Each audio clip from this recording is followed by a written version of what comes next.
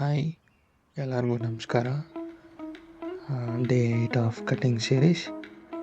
ಇವತ್ತು ಚೆಸ್ಟ್ ಮತ್ತು triceps workout ಇತ್ತು. ಚೆಸ್ಟ್ ಮತ್ತು ಟ್ರೈಸಿಪ್ಸ್ ವರ್ಕೌಟ್ ಇದ್ದಿದ್ದರಿಂದ ಫಸ್ಟ್ ನಾನು ಚೆಸ್ಟ್ ವರ್ಕೌಟ್ ಸ್ಟಾರ್ಟ್ ಮಾಡಿದೆ. ಇವತ್ತು ಚೆಸ್ಟಿಗೆ 5 ವರ್ಕೌಟ್ಸ್ ಮತ್ತು ಟ್ರೈಸಿಪ್ಸಿಗೆ 3 ವರ್ಕೌಟ್ಸ್ ಮಾಡಿದೆ. ಫಸ್ಟ್ ಎಕ್ಸಸೈಸ್ ಬಂದು chest flies for lower chest. ಅದಕ್ಕೆ 2 ಸೆಟ್ ಮಾಡಿದೆ. 2 ಸೆಟ್ಟನ್ನು ಲೋವರ್ ಚೆಸ್ಟನ್ನು ಟಾರ್ಗೆಟ್ ಮಾಡಿ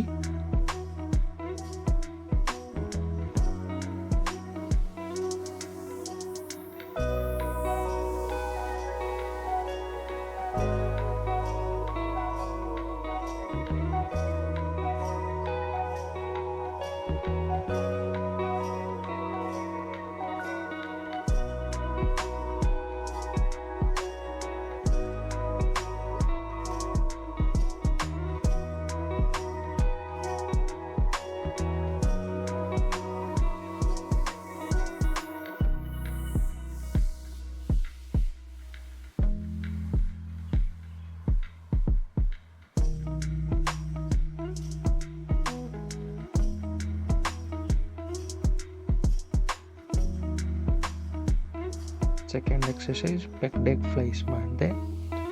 ಪೆಕ್ ಡೆಕ್ ಫ್ಲೈಸ್ 3 ಸೆಟ್ ಮಾಡಿದೆ. ಇದು ಪೆಕ್ ಡೆಕ್ ಫ್ಲೈಸ್ನ ನಾನು ಸ್ವಲ್ಪ ಡಿಫ್ರೆಂಟಾಗಿ ಮಾಡ್ತೀನಿ. ಪೆಕ್ ಡೆಕ್ ಫ್ಲೈಸಲ್ಲಿ ಸಿಟ್ಟಿಂಗ್ ಅರೇಂಜ್ಮೆಂಟ್ನ ಸ್ವಲ್ಪ ಕೆಳಗಡೆ ಮಾಡಿ, ಸಿಟ್ಟಿಂಗ್ ಪೊಸಿಷನ್ನ ಸ್ವಲ್ಪ ಫ್ರಂಟ್ ಕೂತು ಅಪ್ಪರ್ ಚೆಸ್ಟ್ನ ಹಿಂದೆ ಹೋಗಂಗೆ ಮಾಡಿ, ಸ್ವಲ್ಪ ಲೋವರ್ ಚೆಸ್ಟ್ನ ಜಾಸ್ತಿ ಫೋಕಸ್ ಆಗೋ ಥರ ಮಾಡ್ತೀನಿ. ಈ ರೀತಿ ಮಾಡೋದ್ರಿಂದ over all full chest pump ಹಾಗೂ ಗ್ರೋತಿಗೆ ಹೆಲ್ಪ್ ಮಾಡುತ್ತಿದ್ದು. ಇದು ನೀವು ಕೂಡ ಟ್ರೈ ಮಾಡಿ ನೋಡಿ. ಯಾವುದಕ್ಕೂ ಒಂದ್ಸರಿ ತುಂಬ ಚೆನ್ನಾಗಿ ಒಳ್ಳೆ ಪಂಪ್ ಬರುತ್ತೆ.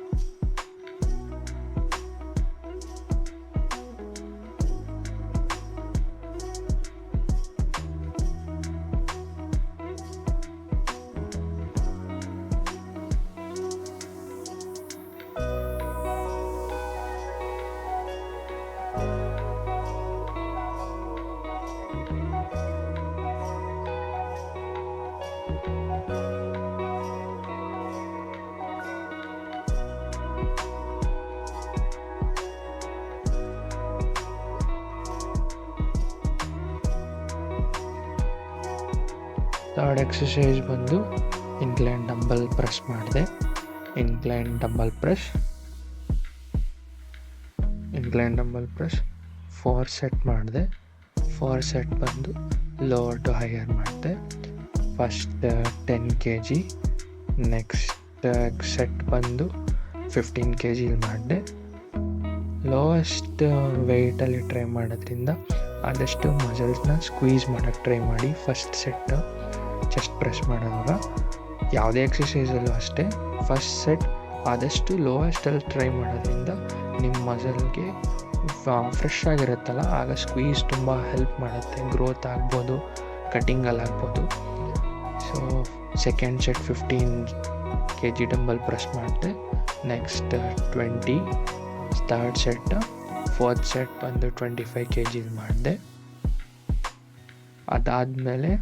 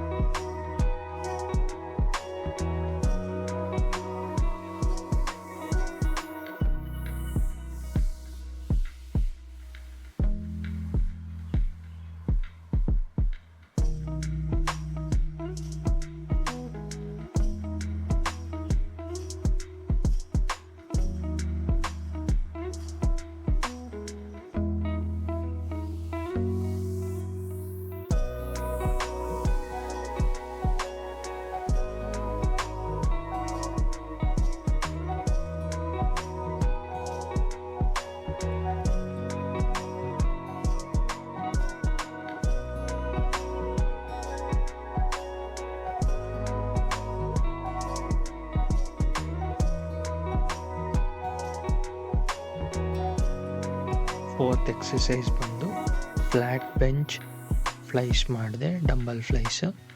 ಅದು ಕೂಡ 4 ಸೆಟ್ ಮಾಡಿದೆ. ಫಸ್ಟ್ ಸೆಟ್ ಅದರಲ್ಲೂ ಲೋಯೆಸ್ಟ್ ವೇಟ್ 5 kg ಸ್ಟಾರ್ಟ್ ಮಾಡಿದೆ. 5 kg ಸ್ಟಾರ್ಟ್ ಮಾಡಿ 12.5 ಎಂಡ್ ಮಾಡಿದೆ. First set 5 kg, second set 7.5, third set 10 kg, ಹಾಗೂ ಲಾಸ್ಟ್ ಸೆಟ್ ಬಂದು 12.5 kg ಮಾಡಿದೆ. ಈ ಎಕ್ಸಸೈಸ್ನ ಆದಷ್ಟು ನೆಗೆಟಿವ್ ರೆಪ್ಸ್ನ ಕಂಟ್ರೋಲ್ ಮಾಡೋದ್ರಿಂದ ಬಾಡಿಗೆ ಒಳ್ಳೆ ಸ್ಟ್ರೆಚ್ ಸಿಗುತ್ತೆ. ಬಾಡಿ ಅನ್ನೋದಕ್ಕಿಂತ ಚೆಸ್ಟಿಗೆ ಒಳ್ಳೆ ಸ್ಟ್ರೆಚ್ ಸಿಗುತ್ತೆ.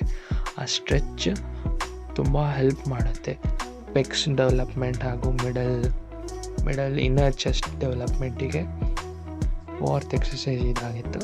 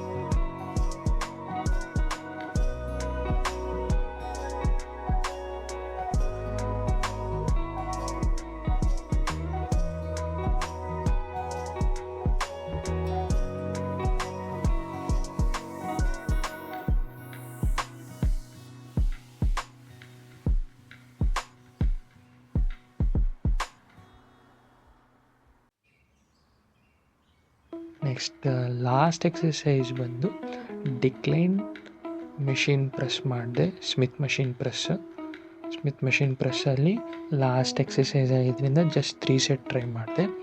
ಓವರಾಲ್ ಡಿಕ್ಲೈನ್ ಮಾಡೋದ್ರಿಂದ ಓವರಾಲ್ ಲೋವರ್ ಚೆಸ್ಟ್ ಗ್ರೋತ್ ಹಾಗೂ ಡೆವಲಪ್ಮೆಂಟಿಗೆ ತುಂಬ ಹೆಲ್ಪ್ ಆಗುತ್ತೆ ಅಂತ ಡಿಕ್ಲೈನ್ ಸ್ಮಿತ್ ಮಷಿನ್ ಪ್ರೆಸ್ ಮಾಡೋದ್ರಿಂದ ನೀವು ನಿಮ್ಮ ಮೂಮೆಂಟ್ನ ಕಂಟ್ರೋಲ್ ಮಾಡ್ಬೋದು. Comparing to decline bench press ಮಾಡೋದು ಬದಲು ಸ್ಮಿತ್ ಮಷೀನಿಂದ ಆದಷ್ಟು ಚೆಸ್ಟಿಗೆ ಸೇಫ್ ಜಾಸ್ತಿ, ಯಾವುದೇ ಇಂಜುರಿ ಆಗೋದು ತಡೆಯುತ್ತೆ. So last exercise decline Smith machine press ಮಾಡಿದೆ. Smith machine press 3 set 10 kg. Next second set 15 kg, third set 20 kg. ಅದು ಥರ್ಡ್ ಸೆಟ್ ರೆಕಾರ್ಡ್ ಆಗಿದೆ ಅಂದ್ಕೊಂಡಿದ್ದೆ, ಬಟ್ ಅದು ರೆಕಾರ್ಡ್ ಆಗಿರಲಿಲ್ಲ. ಆನ್ ಮಾಡಿದ್ದೆ, ವಿಡಿಯೋ ರೆಕಾರ್ಡ್ ಆಗಿರಲಿಲ್ಲ. ಸೊ ಇದು ಚೆಸ್ಟ್ ವರ್ಕೌಟ್ ಆಗಿತ್ತು.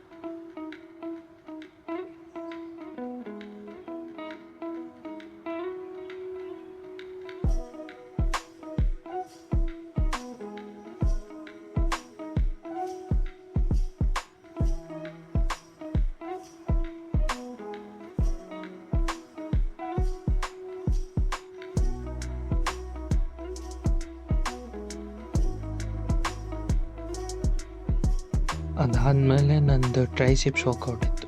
ಟ್ರೈಸಿಪ್ಸ್ ವರ್ಕೌಟಿಗೆ 3 ಎಕ್ಸಸೈಸ್ ಮಾಡಿದೆ. 3 ಎಕ್ಸಸೈಸಲ್ಲಿ ಫಸ್ಟ್ ಎಕ್ಸಸೈಸ್ ಬಂದು ವಿ ಬಾರ್ ಪುಷ್ ಡೌನ್. ಪ್ರತಿಯೊಂದು ಎಕ್ಸಸೈಸ್ ಕೂಡ 3 ಸೆಟ್ ಮಾಡ್ತೀನಿ. 3 ಸೆಟ್ಟಲ್ಲಿ ಆದಷ್ಟು ಸ್ಲೋ ಆಗಿ ಮತ್ತು ಎಷ್ಟು ನೆಗೆಟಿವ್ ರೆಪ್ಸ್ನ ಕಂಟ್ರೋಲ್ ಮಾಡೋಕ್ಕಾಗುತ್ತೆ ಅಷ್ಟನ್ನು ಟ್ರೈ ಮಾಡ್ತೀನಿ. ಫಸ್ಟ್ ಎಕ್ಸಸೈಸ್ ಬಂದು ವಿ ಬಾರ್ ಪುಷ್ ಡೌನ್ ಮಾಡಿದೆ 3 ಸೆಟ್.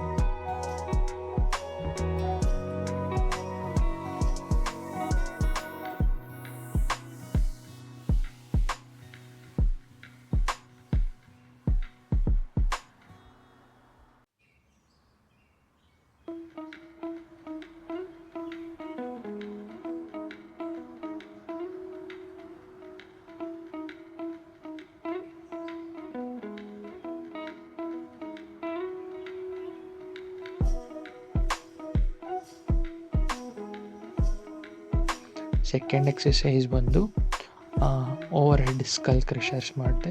ಈವನ್ ಅದು ಕೂಡ 3 ಸೆಟ್ ಮಾಡಿದೆ. ಅದನ್ನು ಆದಷ್ಟು ಓವರ್ ಹೆಡ್ ಎಕ್ಸ್ಟೆನ್ಷನ್ ಸ್ಟ್ಯಾಂಡಿಂಗ್ ಮಾಡಬೇಕಾದ್ರೆ ಅಷ್ಟು ಇದಾಗಲ್ಲ ಓವರ್ ಹೆಡ್ ಸ್ಕಲ್ ಕ್ರಷರ್ಸಿಗೆ. So almost lowest somewhat 4 to 5 plates ಆದರೆ ಮಾಡೋದು ತುಂಬ ಒಳ್ಳೆಯದಿರುತ್ತೆ. ಅದಾದಮೇಲೆ ಲಾಸ್ಟ್ ಬಂದು 1 ಹ್ಯಾಂಡ್ ಇದು ಮಾಡಿದೆ. ಏನಿದು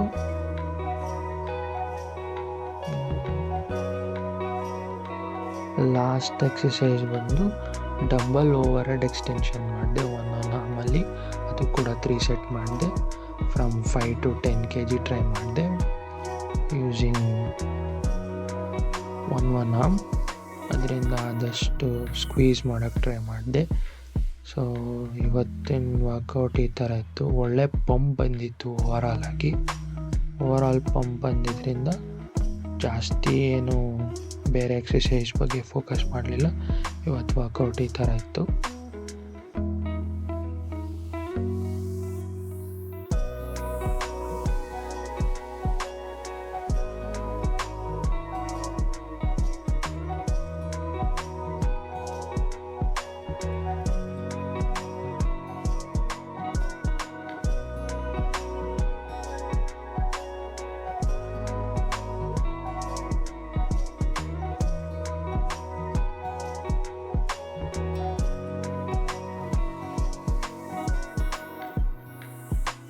Thank you.